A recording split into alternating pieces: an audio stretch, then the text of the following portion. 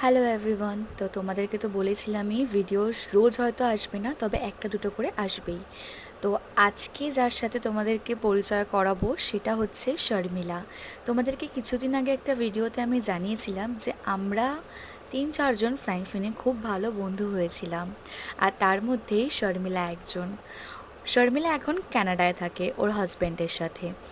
তো বিশেষ খুব একটা কারণ ছাড়াও এখানে আসেই না। ও এসেছে 1 সপ্তাহ মতো হয়েছে, কিন্তু তোমাদেরকে তো জানিয়েছিলাম, তো আমার কিছু কারণের জন্য আমি ওর সাথে দেখা করতে যেতে পারছিলাম না।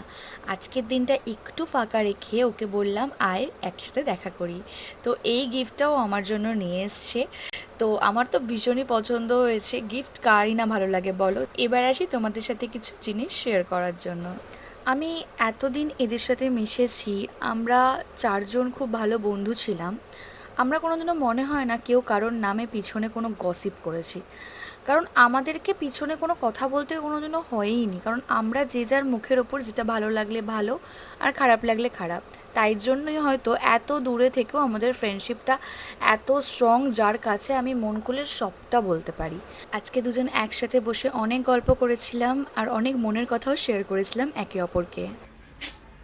রিল শ্যুট করার জন্য আমি একটা রিল শ্যুট করার জন্য এতগুলো দেশলাই কাঠি আমি নষ্ট করেছি। রিলটা যদি তোমরা দেখতে চাও তাহলে অবশ্যই তোমরা ফেসবুকে আর ইনস্টাগ্রামে চোখ রাখো। Bye bye.